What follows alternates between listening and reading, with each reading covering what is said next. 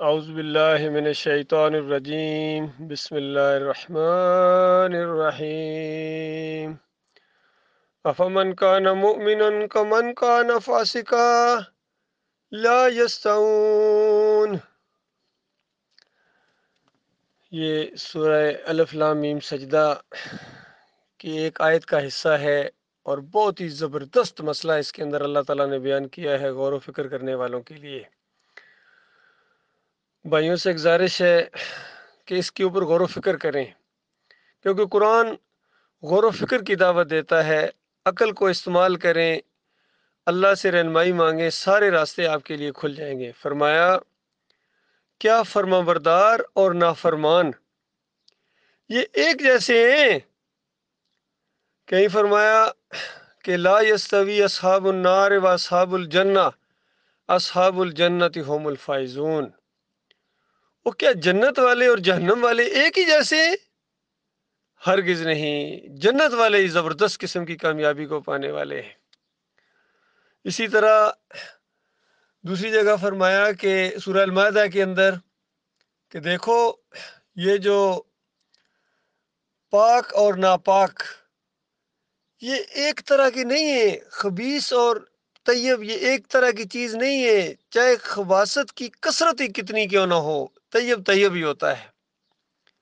ایک اگر مومن ہے اور پوری دنیا خباثت کے اندر پڑ جائے تو وہ ایک مومن اس سے بہتر ہے۔ پوری دنیا کے سمندر اگر اس میں ناپاکی آ جائے اور ایک گلاس شفاف پانی کا ہے، پاک اور طیب پانی کا ہے، وہ ایک گلاس اس سے بہتر ہے۔ تو اس حوالے سے ایک بہت بڑی نافرمانی کا واقعہ جو قرآن کے اندر بیان ہوا ہے، اس سے بہت کم لوگ عبرت پکڑتے ہیں۔ وہ یوم السبت والوں کا واقعہ، ہفتے والوں کا واقعہ۔ ایک سمندر کے کنارے یا کسی دریا کے کنارے ایک بستی تھی، اس کو اللہ تعالیٰ نے اس طرح آزمایا۔ یاد رکھیے اللہ تعالیٰ آزمائش کرتا ہے اور پھر ایک حکم دیتا ہے، اور پھر دیکھا جاتا ہے کہ اس حکم کو ماننے والے کون ہیں اور اس حکم کے انکاری کون ہیں، اور اس حکم کو جائز کرنے کے لیے ہیلے بانے کون کرتے ہیں۔ گویا یہ تین قسم کے اس میں گروپ بن جاتے ہیں۔ تو اس بستی کو اللہ نے آزمایا اور کہا کہ ہفتے والے دن مچھلیاں نہیں پکڑنی ہیں، اور آزمائش کا ذرا انداز دیکھیں کہ ہفتے والے دن ہی مچھلیاں اچھل اچھل کے گویا آتی تھیں، بہت زیادہ نظر آتی تھیں، اور اس بستی کا جو ذریعہ معاش تھا وہ انہی مچھلیوں کے اوپر تھا۔ اب ہفتے والے دن وہ بہت زیادہ نظر آتی تھیں، سامنے آتی تھیں، اور ہفتے کے علاوہ جو دوسرے ایام ہیں اس میں وہ زیادہ اس طرح نظر نہیں آتی تھی، ایک روٹین کے تحت جس طرح مچھلیاں ہوتی ہیں اس طرح ہوتی تھیں۔ اب جو نافرمان قسم کے لوگ تھے، اللہ کے حکم کی کوئی اہمیت نہیں تھی ان کے نزدیک، بے صبرے، انہوں نے ہفتے والے دن مچھلیاں پکڑنا شروع کر دی اور خوب پکڑی اور خوب منافع کمایا، اور خوب ان کی تجارت گویا پھلی پھیلی، خوش ہو گئے۔ اور اگر دوسرے لوگ ان کو منع کرتے تھے تو وہ منع نہیں ہوتے تھے۔ پھر ایک اور نظریہ ان کے علماء نے گڑھا، ہیلا اس کو کہتے ہیں، ہیلا کرو جی، کچھ طریقہ نکالو جی، کچھ گنجائش نکالو۔ کیا کیا جائے؟ کوئی ایسا کام کرو، ایسا طریقہ اختیار کرو کہ اللہ کا حکم بھی قائم رہے اور بات بھی بن جائے۔ اس طرح کا جو فلسفہ ہوتا ہے اس کے اوپر میرے پیارے بھائیوں غور کرو۔ میں آج اس کے اوپر آپ کی توجہ دلانا چاہتا ہوں کہ یہ ایک نظریہ ہوتا ہے کہ اللہ کی ڈائریکٹ اور کھلے عام نافرمانی بھی نہیں کرتے ہیں وہ لوگ، اور اس کو ایسے طریقے سے کرتے ہیں کہ سمجھتے یہ ہیں کہ اب اللہ کی نافرمانی نہیں ہو رہی ہے، حالانکہ بڑی سادہ سی بات تھی کہ ہفتے والے دن نہیں پکڑنی ہے، بس جو پکڑے گا وہ نافرمان ہے۔ کوئی گنجائش نہیں ہے اس کے اندر اس کی تعویل کرنے کی اور اس میں ہیلا نکالنے کی۔ یہی تو آزمائش تھی۔ لیکن ان لوگوں کے ذہن میں ایک ایسی بات آئی، انہوں نے کہا اس طرح کرو، ہفتے والے دن دریا کے کنارے بڑے بڑے تالاب بناؤ، اور وہ بھی ان میں بھی پانی بھر جائے گا، جب ان کے اندر پانی آئے گا ظاہر بات مچھلیاں بھی اندر آ جائیں گی، اور شام کو جب پانی واپس جاتا ہے، اترتا ہے، یا اس کو بند کر دو، تو اتوار والے دن تالاب سے وہ ساری مچھلیاں پکڑ لو۔ تو اس طرح دیکھیے ہفتے والے دن تو نہیں پکڑی نا جی، ہفتے والے دن تو خود آئی ہیں نا جی، خود آ گئی ہیں۔ یہ جو خود آنے والا معاملہ ہے نا، یہ بڑا خطرناک ہے۔ اس کے حوالے سے ایک چھوٹی سی وہ بات بھی کبھی ہمارے بھائی کہہ دیتے ہیں، کیونکہ مولویوں نے دین بہت بگاڑ دیا ہے، یہی فتوے دیتے ہیں، حرام کو حلال کرتے ہیں، حلال کو حرام کرتے ہیں۔ کسی مولوی صاحب نے جو ہے گھر میں آ کے دیکھا کہ مرغی پکی ہوئی ہے، بیوی بیگم کو کہا کہ یہ کہاں سے آئی ہے، میں تو نہیں خرید کے لا کے دے گیا تمہیں۔ کہتی ہے محلے والوں کی تھی، آج بڑا تنگ کرتی تھی، بس روز آ جاتی تھی، آج میں نے اس کو ذبح کر کے پکا لیا۔ تو اس نے ایک دم چیخنا شروع کر دیا، حرام حرام حرام، لا حول ولا قوت، جس طرح یہ کہتے ہیں ان کا انداز ہے۔ تو اس نے کہا ٹھیک ہے آپ نہ کھائیں، میں نے تو کھانا، آپ چٹنی سے کھا لیں یا کسی اور چیز سے، میں نے کھانا آج اس کو۔ مولوی کی بیوی تھی، تو جب وہ کھانے لگی تو جب وہ مولوی صاحب کو رال ٹپکی تو اس نے پھر ہیلا نکالا۔ یہ ہوتا ہے ہیلا میرے بھائی، یہ بات سمجھانے کے لیے بیچ میں یہ بات لا رہا ہوں۔ اس نے کہا دیکھو وہ جو آنڈی پکائی تھی تو جو پانی ڈالا تھا وہ اپنا ڈالا تھا یا کسی اور کو؟ ان کا پانی اپنا تھا۔ اس نے کہا مرچیں وہ بھی اپنی، مسالے اس نے وہ بھی مسالے اپنے، سارے گنے، اس نے گھی سب کچھ اپنا تھا۔ اس نے کہا اچھا پھر اس طرح کرو، شوربہ مجھے ڈال دو، یہ ہوتا ہے ہیلا۔ تو اس نے کہا چلو ٹھیک ہے آپ شوربے سے کھا لیجیے گا۔ اس نے جب ڈالنے لگی تو کچھ وہ بوٹیاں سامنے آئیں، جب آ رہی تھی تو اس نے ان کو پیچھے ہٹایا۔ تو مولوی صاحب کہنے جو خود آ رہی ہیں اس کو تو نہ پیچھے ہٹاؤ نا، تو جو خود آ رہی ہیں، یہ ہوتا ہے خود آنے کا معاملہ۔ یہ ایسے حرام خور مولوی ہیں، یہ ناجائز کو جائز قرار دیتے ہیں، اس کی بے شمار مسالے موجود ہیں، ابھی میں ان کا ذکر کروں گا۔ تو اس طریقے سے انہوں نے کہا جو خود آ رہی ہیں تالاب کے اندر وہ کیسے حرام ہے، وہ تو نہیں، ہم تو نہیں کر رہے، وہ خود آ رہی ہیں نا جی۔ تو دوسری بات یہ ہے کہ اللہ کا حکم تو یہ تھا کہ ہفتے والے دن نہیں پکڑنی ہے، ہم نے ہفتے والے دن تو نہیں پکڑی ہیں، ہفتے والے دن تو وہ خود تالاب میں آئی تھی نا، ہم نے تو تالاب سے اتوار والے دن پکڑی ہیں۔ تو اس بات پر اللہ تعالیٰ نے ان کے اوپر ایسی لعنت برسائی، ایسا غصہ اور غضب ہوا مالک کا ان کے اوپر کہ ان کو بندر اور خنزیر بنا دیا اللہ تعالیٰ نے۔ اللہ کے بندوں غور کرو، اللہ کے حکم کو نہ ماننا ہی بہت بڑا جرم ہوتا ہے۔ یہ جائے کہ ہیلے کے ساتھ پھر اس کو اللہ سے گویا زیادہ سمجھدار بننا اور اللہ کو فراڈ کرنا، تم نے کیا سمجھا اللہ تعالیٰ کو؟ کیا ہستی ہے وہ تمہارے اس فراڈ کے اندر آ جائے گا؟ تو وہ اس کا غضب نازل ہوا۔ بالکل یہی کام 100% یہ آخری امت کر رہی ہے بے شمار معاملات میں۔ اس کی ایک دو مثالیں میں آپ کے سامنے دیتا ہوں، دیکھو یہ سود کون نہیں جانتا ہے، سود حرام ہے، اللہ تعالیٰ نے کتنا واضح حکم دیا، اور بلکہ سب سے زیادہ اگر کسی چیز کے لیے سخت حکم اللہ تعالیٰ نے دیا ہے قرآن کے اندر کسی گناہ کے لیے تو وہ یہ سود ہے۔ کسی گناہ کو اللہ تعالیٰ نے اس طرح نہیں کہا ہے کہ شراب پینا یا اور کوئی برے کام کرنا، چوری کرنا، تاکہ خنزیر کھانا بھی۔ اللہ اور اللہ کے رسول سے جنگ نہیں کہا ہے سوائے سود کے۔ سود کے بارے میں کہا کہ اللہ اور اللہ کے رسول سے اللہ نے جنگ ہے اگر کوئی نہیں چھوڑتا ہے تو۔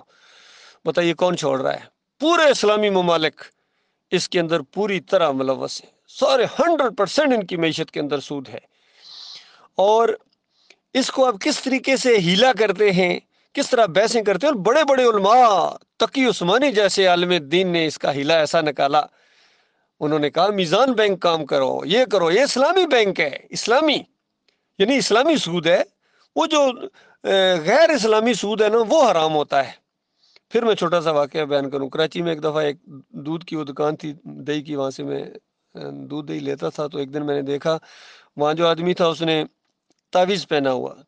تو میں نے اس کو بہت سمجھایا، میں نے کہا یہ شرک ہے، نبی علیہ السلام نے تعویذ پہننے سے منع کیا ہے اور کہا ہے کہ من تعلق کا تمیمۃ فقط اشرک، جس نے تعویذ لٹکایا اس نے شرک کیا۔ پر وہ نہیں مان رہا تھا، وہ کہتا بڑے پیر صاحب نے دیا، یہ کیا وہ کیا، ٹھیک ہے اپنی تمہاری مرضی۔ دوسرے تیسرے دن یا اگلے ہفتے میں پھر جب گیا وہاں تو ایک دوسرا آدمی تھا اور ایسا لگ رہا تھا وہ اس کا اونر ہے، تو اس کو میں نے بتایا، میں نے کہا یہ آپ کا یہ جو یہاں آدمی رکھا ہوا ہے یہ تو تعویذ پہنتا ہے، میں نے بہت اس کو سمجھایا، تو میں نے کہا چلو اس کو بنے اسی کو بھی دعوت ملے گی، تو وہ نہیں مانتا، کہتا جی ہاں میں نے بھی بہت سمجھایا ہے، کہتا وہ مانتا ہی نہیں، اتنا کٹر مشرک ہے، تو میں نے بہت اس کو سمجھایا لیکن وہ بھی نہیں مانتا ہے اس کو۔ تو میں حیران ہوا، میں نے کہا یہ کیا کہہ رہا ہے، خود اس نے گلے میں تعویذ ڈالا ہوا ہے۔ میں نے کہا ذرا یہ سامنے نکالے، ڈوری سی نظر آ رہی ہے، باہر نکالے، یہ تو لگتا ہے آپ نے بھی تعویذ ڈالا ہوا ہے۔ تو اس نے بالکل تعویذ دکھایا، اس نے کہا نہیں یہ تعویذ ہے لیکن یہ اہل حدیثوں نے دیا ہوا ہے، اور اس نے جو پہنا وہ بریلویوں کا ہے، یعنی بریلویوں کا تعویذ شرک ہے، اہل حدیثوں کا جو تعویذ ہے نا وہ بالکل جائز ہے۔ تو یہ معاملہ ہے ان کا، علماء کا، اللہ کے بندو، کہ اہل کتاب اور یہود و نصارہ کو جو کہا گیا تھا یہ اجرت نہ لو دین کے اوپر، کہتے ہیں وہ تو ان کے لیے تھا نا جی حرام، ہم تو ہمارے لیے تو نہیں ہے نا جی، ہمارے لیے حلال ہے، اذان دینے کے پیسے، صلات پڑھانے کے پیسے، امامت کے، مدرسوں چلانے کے اندر قرآن اور حدیث پڑھانے کے پیسے انہوں نے حلال کر لیے، حرام کو حلال کر لیا۔ حالانکہ 28 آیتیں ہیں قرآن کی اور حدیثوں کے اندر بھی ہے، نبی علیہ السلام فرمائیں اقرا القرآن ولا تقلو بھی، قرآن پڑھو پڑھاؤ لیکن اس کو روٹی کمانے کا ذریعہ نہ بنانا، مؤذن اس کو رکھو جو اجرت نہ لے، اس طرح ہجے کر کے چیزیں بتا دی گئیں۔ آج مؤذن اس کو رکھتے ہیں جو اجرت لے، یقین کریں کئی مساجد کے اندر کہ میں اذان دینا جو کہتے ہیں نہ اجرت لو تب رکھیں گے، تو اس طرح ضد کے ساتھ یہ معاملات کرتے ہیں۔ تو اس طرح انہوں نے حرام کو حلال قرار دے دیا ہے۔ اس سود کو بھی کس طریقے سے کبھی قسطوں کے انداز میں سامنے آتا ہے یہ سود، کبھی ہر طریقہ ہر ہیلا استعمال کرتے ہیں، اور اوپر اللہ تعالیٰ دیکھ رہا ہے ان کی ساری حرکتوں کو دیکھ رہا ہے، اور کتنی نافرمانیاں ہیں ان کے اوپر بھی ذرا غور کرو، کیونکہ جن نافرمانیوں سے، اللہ کی نافرمانیوں سے دنیا بنتی ہے اور اللہ ناراض ہوتا ہے، یاد رکھیے وہی اصحاب سبت والا انداز ہے بالکل۔ اس کے اندر جو عقیدے کا معاملہ ہوگا، جو عقیدے کے اندر خرابی کوئی ڈالے گا وہ تو شرک کے زمرے میں آئے گا، اور جو عمل کا کوئی معاملہ آئے گا خرابی، وہ عمل کی خرابی کے اندر آئے گا، کیونکہ دنیا بنتی نظر آتی ہے۔ آج سب سے زیادہ دنیا نظر آ رہی ہے بنتی ان کو، علماء کو، یہ الہ کا مسئلہ چھپانے میں اور توحید کا مسئلہ چھپانے میں ان کو فوائد حاصل ہوتے ہیں۔ پوری دنیا بھی لے لو گے تو تب بھی متاع قلیل ہے حضرت صاحب۔ ان کو مولانا کہتے ہیں، حالانکہ مولانا نہیں، یہ مال لانا صاحب ہیں، مال لانا صاحب۔ فضل الرحمان صاحب سے پوچھا کہ آپ کا ذریعہ معاش کیا ہے، کہتے ہیں اللہ کا بڑا فضل ہے، بڑا فضل ہے اللہ تعالیٰ کا، سب کے اوپر اللہ کا فضل ہے جو اجرت لیتے ہیں، یہ اللہ کا فضل نہیں، انگارے ہیں جہنم کی آگ کے، اب تمہاری اپنی مرضی ہے۔ امام کعبہ نے کہا تھا ایک دفعہ کہ 60,000 جو ریال ہے یہ اس سے میرا گزارا نہیں ہوتا ہے، گزارا ان کا نہیں ہوتا، اندازہ لگائیے ان کا گزارا جا کے صرف جہنم کی آگ کے اندر جا کے ان کا ہوگا، جب خون اور پیپ کی وادیوں کے اندر ان کو گھسیٹا جائے گا سب کو،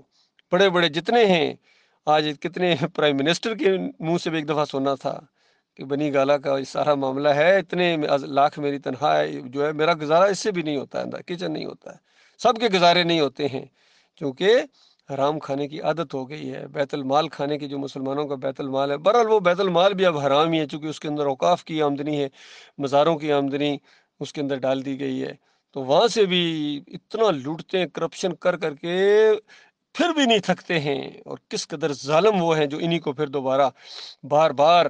موقع دیتے ہیں تاکہ اس ملک کو لوٹیں، عوام کو لوٹیں، ان کے خون کو چوسیں، اور پھر اس کے بعد ان کو ذرا ترس نہیں آتا ہے۔ بہرحال چند دنوں چند لمحوں کا معاملہ ہے، جب مرتے جائیں گے، جو مرتا جائے گا آگ میں، جو مرتا جائے گا آگ میں۔ اور دنیا کے اندر کتنی ذلت اور خواری ان کے ساتھ چمٹا دی گئی، اندازہ لگائیے، جتنے بھی آج مسلمان پوری دنیا میں پائے جاتے ہیں، کوئی ان کی اجتماعی طور پر عزت نہیں ہے، 1 انچ زمین ایسی نہیں ہے جب جہاں اللہ کا نظام 100% وہاں نافذ ہو، اور کہیں تو بالکل علانیہ نافرمانیاں ہیں، اور کہیں ہیلے بہانے کے ساتھ یہ نافرمانیاں کی جاتی ہیں۔ تو بہرحال ہر بندے کو سوچنا چاہیے، خاص کر اس رمضان کے اندر، کہ چاہے خواتین کی بے پردگی کا معاملہ ہو، ان کے یعنی بغیر ضرورت کے اور بغیر کسی یعنی شرعی عذر کے باہر نکلنے کا معاملہ ہو، کمائی کرنے کا معاملہ ہو، نوکریاں کرنے کا معاملہ ہو، بے پردگی کا معاملہ ہو، مردوں کے کلین شیو کا معاملہ ہو، کیونکہ کلین شیو کرنے سے معاشرہ خوش ہوتا ہے، ادارے میں شاید عزت ہو جائے، اور داڑھی رکھیں گے تو پتہ نہیں کیا ہو جائے گا، نوکری سے کوئی نکال دے گا، یا معاش ان کی بند ہو جائے گی، تو دنیا حاصل ہوتی ہے اللہ کی نافرمانی سے۔ تو یاد رکھو پہلے بھی یہی کچھ ہوا تھا، دنیا حاصل کی تھی انہوں نے، کاروبار چلتا تھا ان کا اللہ کی نافرمانی سے، تو اللہ تعالیٰ نے کس قدر غضب ڈایا ان کے اوپر۔ تو یہ معاملہ ہے میرے پیارے بھائیوں، لین دین کے معاملے میں بھی، ناپ تول کے معاملے میں بھی بڑی سختی آئی ہے، کہیں ایسا نہ ہو کہ آج جس طرح یہ سارے کے سارے 2 نمبری مال، ملاوٹ اس کے اندر کرتے ہیں، کم تولتے ہیں، ذخیرہ اندوزی کرتے ہیں، یعنی ان کا بزنس شروع ہو جاتا ہے رمضان کے اندر۔ اندازہ لگائیے پچھلے دنوں میں ایک ہندو سینیٹر نے پارلیمنٹ کے اندر شرم دلائی ان کو کہ شرم کرو مسلمانوں، رمضان سے پہلے یہ ریٹ تھے اور رمضان کے اندر تم نے ریٹ بڑھا دی اپنے بھائیوں کے اوپر، تم کس طرح غریبوں کے اوپر ذرا تمہیں ترس نہیں آتا؟ اور پھر ساتھ اس نے کہا کہ کتنے میرے دوست ہیں وہ مجھے مسلمان ہونے کی دعوت دیتے ہیں، میں کہتا ہوں پہلے ان کو مسلمان کرو، ان مولویوں کو مسلمان کرو، ان تاجروں کو مسلمان کرو، اپنے سسٹم کو مسلمان کرو، پہلے خود مسلمان ہو۔ بڑی زبردست بات اس نے کہی ہے، اس کے اوپر علیحدہ ایک میرا ویلاگ ہے، اور یہاں اس کا میں نے ذکر کر دیا ہے کہ پہلے یہ علماء مسلمان ہوں، پہلے بریلویوں کو مسلمان کرو، پہلے دیوبندیوں کو مسلمان کرو، پہلے اہل حدیثوں کو مسلمان کرو، پہلے تقی عثمانی کو مسلمان کرو، اور پہلے طارق جمیل کو مسلمان کرو، پہلے فضل الرحمان کو مسلمان کرو، پہلے خلیل الرحمان کو، منور سلطان کو مسلمان کرو، پہلے محمد حنیف کو مسلمان کرتے، وہ شرک کے اوپر جو مر گئے ہیں، کفر کے اوپر، جو بھی مودودی صاحب ہوں یا ڈاکٹر اسرار ہوں، سارے اس کے سارے کہیں نہ کہیں شرک کے ساتھ ان کی کنیکشن ہے۔ رسائل مسائل پڑھو مودودی صاحب کی، قبر پرستی کی بنیاد فراہم کی ہے اس نے، اور ڈاکٹر اسرار وحدت الوجود پوری زندگی اس کا دفاع کرتے رہے۔ علی انجینئر تو فخر کے ساتھ ان کو کہتے ہیں ہمارے استاد ہیں، اور دوسرے یہ جتنے شرک اور کفر پھیلاتے ہیں کہتے ہیں میں ان کے پیچھے نمازیں پڑھتا ہوں، میں ان کو چندے دیتا ہوں۔ تو پھر کون سا دین کا تم کام کر رہے ہو؟ کفر و شرک پھیلانے والے شرک کے اڈوں کو جب تم چندے دیتے ہو تو بتاؤ پھر تمہارا دین سے کیا تعلق ہے؟ اگر کوئی بندہ کہے کہ میں شراب نہیں پیتا ہوں، چرس نہیں پیتا ہوں، لیکن چرسیوں کو میں پیسے دیتا ہوں، اور چرسیوں کی دکانوں جہاں میں ان کو بڑی بڑھا چڑھا کے میں ان کو کہتا ہوں ذرا اور بزنس کو پھیلاؤ اپنے کو، لیکن میں خود تو نہیں پیتا ہوں نا جی، میں خود تو سوٹے نہیں لگاتا ہوں نا، تو بتاؤ اس کی کیا حالت ہوگی؟ اللہ کے بندو، اللہ کو فریب نہ دو، یہ فریب ہے اللہ کے ساتھ کفر و شرک کرنا، اور کفر و شرک کرنے والوں کے پیچھے نمازیں پڑھنا، کفر و شرک کرنے والوں کو اپنا امام اور امیر جماعت بنانا، یہ بہت بڑی جہالت ہے۔ اسی طریقے سے دیکھیے جمہوریت کا مشرکانہ نظام، کس طرح اس کو اسلامی جمہوریہ ہے پاکستان، بتاؤ اسلامی جمہوریہ کس طرح ہو سکتا ہے؟ یہ جمہوریت عوام کی خدائی ہے، یہ کفر و شرک ہے، بدترین شرک ہے، بدترین یہ نظام حکومت ہے، یقین کیجئے اس سے زیادہ بڑا بدترین نظام حکومت کوئی نہیں ہو سکتا۔ میں کہتا ہوں ایک کوئی ظالم اگر حکمران ہے وہ اس سے کم ہے، یہ اس سے بھی زیادہ ہے، کیونکہ وہ تو ایک ہوتا ہے، ایک ہی کھاتا پیتا ہے، یہاں سارے مل کے کھاتے ہیں، کوئی کسی کا وہ روکنے ٹوکنے والا نہیں ہوتا، کیونکہ سارے ملوث ہوتے ہیں جرائم میں۔ جس طرح آج دیکھیے نہ جج صاحبان ان کو روکتے ہیں، نہ ہمارے عسکری لیڈر ان کو روکتے ہیں، نہ سیاسی لیڈر، نہ علماء، سب مل گئے آپس میں اور مل کے کھاتے ہیں۔ تو یہ معاملہ ہے اللہ کے بندو۔ پھر اسی طریقے سے دیکھیے کتنی بڑی بات ہے کہ اللہ کے علاوہ کسی اور کو پکارنا کتنا بڑا جرم ہے، لیکن محمود الحسن صاحب نے اس کو کیسے ثابت کیا؟ کہتے ہیں اللہ کے مقبول بندوں کو خالص واسطہ رحمت الہی سمجھ کر اگر ان کو بھی جائز قرار دے، یعنی پکارا جائے اللہ کے نیک بندوں کو، تو یہ اللہ ہی کو پکارنا ہے، یہ ہوتا ہے ہیلا، یہ ہوتا ہے ہیلا۔ اسی طرح محمد حنیف نے سجدہ تعظیمی ثابت کرنے کے لیے جو ملائکہ نے کیا تھا نا جی، سجدہ وہاں ملائکہ نے کیا تھا یا نہیں کیا تھا؟ بتاؤ کہاں سے کوڑی لایا ہے؟ وہ اور معاملہ ہے، وہ اللہ کا حکم موجود ہے۔ حضرت صاحب نے یوسف علیہ السلام کو سجدہ کرا دیا اپنے دماغ کے مطابق، کہتا ہے یہ اللہ کا حکم ہے، اپنا حکم چلایا اس نے جماعت کے اندر، ڈنڈے کے زور سے اس کو منوایا، کہتا ہے اللہ کا حکم ہے اور اللہ کی مشیت ہے، خود اس نے چاہا یہ معاملہ کرنا، اور کہتا ہے اللہ خوش ہو گیا۔ اللہ نہیں خوش ہے، تو خوش ہوا تھا، جب جس نے یہ سجدہ مانا ہے مشرکانہ، وہ تو خوش ہو گیا تھا، اللہ تو ناراض ہو گیا، اللہ کی لعنت پڑی ایسے لوگوں کے اوپر اور پڑے گی۔ حالانکہ بہترین تفسیر اس کی تھی ڈاکٹر مسعود الدین عثمانی رحمۃ اللہ علیہ نے، کہ دیکھو یہ خواب کی تعبیر کا ایک انداز ہوتا ہے۔ مصر میں دیکھو نہ 7 دبلی گائیں تھیں نہ 7 موٹی گائیں تھیں، خواب کی تعبیر ہے کہ دبلی گائیں موٹی گاؤں کھا گئی، یعنی وہاں قید سالی ہوئی اور پھر ہریالی ہوئی، یہ اس سے مراد ہے۔ اسی طرح سر پر روٹیاں رکھی ہوئی تھی، کوے کھا رہے تھے یا پرندے کھا رہے تھے، تو بظاہر تو بڑا اچھا ایک اس میں نکلتا ہے کہ پرندوں کو آپ کھانے کھلا رہے ہیں، جس طرح آج کل کون دانے ڈالتی ہے، کوئی چینی ڈالتی ہے، تو وہ بھی کھا رہے ہیں، لیکن اس کا کیا نتیجہ نکلا؟ پھانسی چڑھے گا، سولی چڑھے گا، اور چیلیں اور کوے نوچ نوچ کے اس کو کھائیں گے۔ یہ تعبیر کا ایک انداز ہوتا ہے، بے شمار جگہ نبی علیہ السلام کی خوابوں کی تعبیر بتائی ہیں،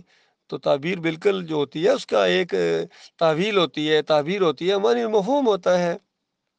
یہ ساری چیزیں ہیں۔ اسی طریقے سے جس طرح جب کوئی چیز نہیں پوجنی پکارنی کسی کو، کوئی مورتی نہیں ہونی چاہیے، کوئی تصویر نہیں ہونی چاہیے، کوئی عکس نہیں ہونا چاہیے، کوئی یہ مزار اور گنبد نہیں ہونا چاہیے، تو دیکھو انہوں نے کس طرح ہیلے بہانے سے گنبد بنائے ہیں، اور پھر اس کو کہتے ہیں یہ شرک نہیں ہے، یہ شرک نہیں ہے جی۔ اچھا